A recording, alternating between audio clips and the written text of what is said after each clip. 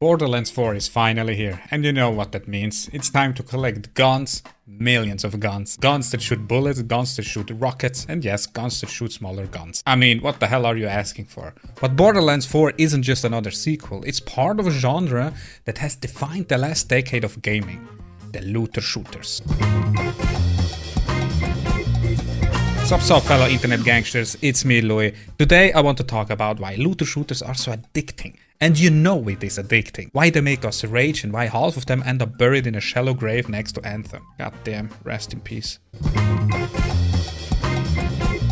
Alright, enough with this negativity right from the beginning. So let's go to the good side of it, okay? And you know there are some good sides. We all there are, okay? So let's start positive. Looter shooters can be some of the most fun and chaotic games ever made. I mean, the progression loop, the dopamine hit when numbers go up, I mean, everybody loves it, right? Not only me, right? You start with a pistol and then 10 hours later you're holding a flamethrower that plays dubstep when it kills someone. Wait, that sounds nice. The co-op part about it is the same. I mean, you loot and loot and loot and then you're gonna flex with your friends or to your friends or to your enemies. To whoever you think it's like necessary to flex to. So it's not just the loot, these games are built for co-op chaos. Borderlands basically invented the idea of laughing your ass off with friends while trying to beat a boss that's way too strong. One thing that's also really important to realize is that replayability. Games nowadays, I mean, they are counting on it. So how replayable is it? And looter shooters this is like one of the key features. You have to grind dungeons, raids and bosses for like the next legendary gear that keeps people like playing for hundreds of hours, and you do the same over and over again, and it's always fun. One thing that I personally like is personalization. I hope I said it right. Your loadout feels like unique, at least until you got the one meta gun everybody else has. So you either are one of those that are more on Google and Reddit trying to figure out what is the best like setup, or you're like me, most of the times that I'm just too lazy to look it up and I just have what I have. And most of the times, I'm gonna be honest with you guys, I'll choose what looks good.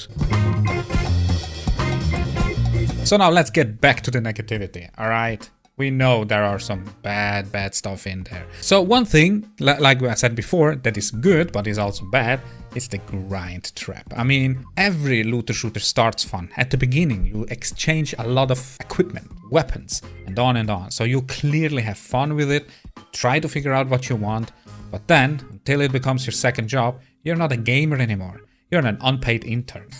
I mean, it is what it is, and you guys know that's the truth. That's how it works. I mean, it works with many of games like that, besides maybe story games, story-driven games, but that's how it is. And some people have the tendencies to get a little bit addicted to it, including me, by the way. So one other thing that's really bad, and I have a hard time like trying to, how do I say it? It's hard for me to explain it, but also at the same time, it's hard for me to talk about it in a positive note, so that's why it's on the bad side. It's the pay to win and monetization aspect. Clearly, pay to win is pay to win, which by the way, I will also make a video about it. I have some talk and thoughts about it, which I'm not sure how I can explain them, but the pay to win aspect of games has changed, and the looter shooters as well. So nowadays you really have to figure out like, what is the monetization of this game? Is it really that hard pay to win or not? That's the crazy part. We expect games to be pay to win. It's just more like, crazy pay to win or not? Let's talk about Destiny. Destiny is crazy on the DLCs, okay? The expansions cost more than the base game. I mean, nowadays, that's normal, right? Let's talk about another game. Diablo Immortal. I mean, come on. This is like the biggest pay-to-win game ever. And they don't care. They know it is. They know people like it. And listen, guys, I tried it.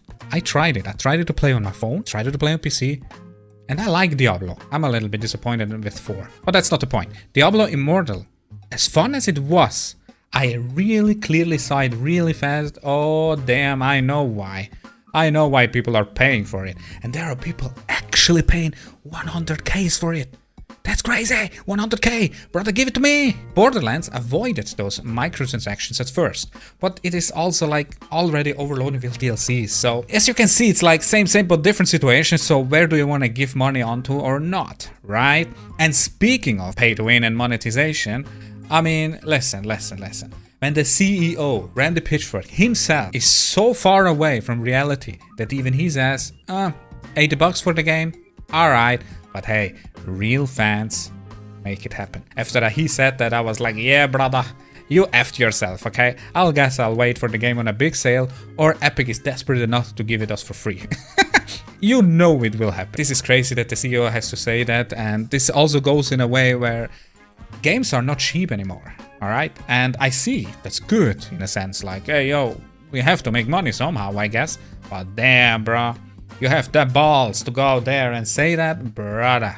Come on, man. Something else on the negative side, balance hell, okay? So the power creep, new gear makes old loot useless. Just recently, in the MMO world, where WoW players tried out RuneScape, I love RuneScape by the way, they also saw like how important it is to still have old gear be good, but WoW, and especially like the retail one, how fast the gear gets like old. To some degree, I see it. It makes sense, and it's even good, because, I mean, you don't want to stay with your one gun the whole time if there is a new DLC and all, but the power creep is just crazy on looter shooters. The other one is the inventory management. So at first this was funny enough on my positive side. I like to manage my inventory and stuff like that. For those who played Escape from Tarkov, alright? That's what I mean. That's so nice to see your inventory full with stuff, you collect stuff and all. But damn, that can be such a fucking nightmare. Borderlands 3 gave me back pain from carrying so much trash loot I didn't want. I mean, why am I hoarding so many pistols that do the exact same thing just for like some percentage, like 1 to 3% reload speed extra? Like, come on, man, what am I doing here? People actually like it. I'm one of them. But this is also like so bad and not really truly the situation we should be in. This is not an inventory management game, it's a looter shooter. Some of the dramas in the looter shooter world is like crazy how it's always about the money, alright? And it's not only about the money, it's also about the time. People are going crazy when they love playing a game and they can't get new stuff. They ask for more every week, so the hardcore players can't just stop. Destiny 2 community has like meltdowns every few weeks, okay? Every expansion is a drama, like there's paywalls, PvP being fucked. Like Destiny players can play more than anyone, okay? But they're still locked in and play like thousands of hours on it. I personally started playing it a few years ago. I liked it, but I instantly saw why people have a problem with it. So as good as the game is, I do not like the way they are going for it about like the DLCs and the paid content and blah blah blah. I'm not all for it. Anthem was one of the biggest flops ever, and I was hyped for it. God damn, that looks so fucking nice, okay? Fuck EA, hyped it as like that Destiny killer, okay? Turns out it was just a Destiny clown. Come on, man. Servers were dead in like under 2 years, and it was so sad, so sad. It has so much potential, and there are still people making videos now about it and talking about it. I sadly had never the chance to play it, and I damn regret it, and I really hope one day someone does a game that goes in a similar fashion. So, as you can see, the general trend, looter shooters always start with the hype. Then the community turns on them faster than anyone can say weekly reset. It's like fucked from the beginning, no matter what you do. And there is no looter shooter that is just great or the best or whatever. I personally, in all those looter shooter worlds, I just love Warframe. And Warframe is the worst example. I love how the system works, but it is so grindy. It is so next level grindy that you almost have to pay for it. It makes more sense, alright? Listen, it makes more sense in Warframe. If you go to work for an hour, take this money, spend it in-game, and you're better off. And that's sad. Still, Warframe is one of the best options to play it free to play, alright? So it's really nice free to play game. It's just, at some point, you have to spend money, like with every other game ever. Let's talk about another looter shooter real quick that I personally loved and hated, but also was like perfect example. Suicide Squad Kill the Justice League. For those who don't know, I love DC, alright? I'm a Batman fanboy. I am throughout, and I love it, alright? When I saw that they are releasing Suicide Squad Kill the Justice League, I was like, alright, another Suicide Squad thingy. DC loves doing that. I don't know why, but they love it. I have nothing against Suicide Squad. It is nice, but it's at some point, like, brother, the DC world is so big. Come on, man, give me something new. I saw it, I was like, damn, I'm in. They announced it. They said it's a looter shooter. I loved it, alright? This game had everything stacked against it from the beginning. So Rocksteady, the studio behind the legendary Arkham games, I repeat, legendary Arkham games, like one of the best games ever made. Arkham Knight is one of my most favorite games ever. Suddenly switched from making the best single player superhero games ever to a live service looter shooter. So everybody was like, what the hell are you guys doing? The internet wasn't happy at all. People saw the menus, the gear score, the seasonal pass. I was like, alright, not what I was expecting, but I like it because this shows it's gonna take some time. This game will take some time to do, and it will also take some time to get through it. At least that's what I hoped, right? So pre-launch reviews and previews were brutal. Some folks even declared the game dead before it released, which I thought like, damn brother, give it a chance. Then some videos got leaked, so already the community instantly split up. At launch it was a mess. It was a goddamn mess. The server struggled, the whole Superman boss fight thing, it didn't exactly land with fans. I was like, damn, I kinda liked the game, I liked the traversals of it. I loved playing like with Harley Quinn and Deadshot. It was amazing. It was amazing. Damn, I also see, you know, what's wrong with it. So here's the thing. I actually kind of liked it. It's chaotic. It feels fun. Once you get into it, you know, like playing with friends, which by the way, I couldn't never. It was a mess. It was nice, but also the writing was terrible. So the story, I mean, I'm just thinking now, should I spoil it for you guys or not? I'm gonna say a spoiler. If you don't want to hear it, don't listen now. Batman dies, okay? Batman dies, but he also does not. And that's the funny part. And imagine, I repeat, Rocksteady that did the Arkham games, and he dies so non-cool way, I guess. It was terrible. But at the same time, it was so bad that everybody knew, alright, he will come back. The question is now, why is he dead? What happened? And how will he come back? So the game was so not welcomed by the people, the player count dropped drastically. And the makers planned ahead for a year.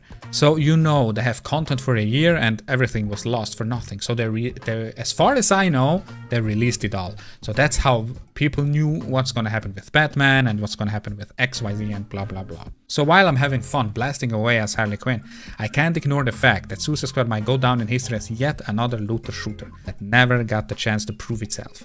But at the same time, it's their own fault. And DC, as much as I love them, they're already on the next game. So, at the end of the day, where does that leave us with Borderlands 4? Honestly, the looter shooter genre is both cursed and blessed.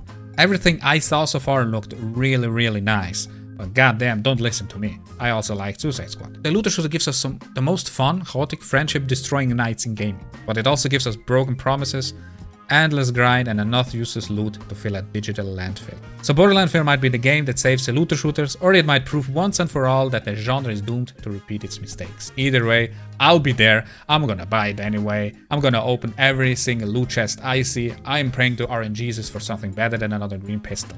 You know that I will do that. Thanks for watching, leave a like and subscribe, and get the fuck out of here.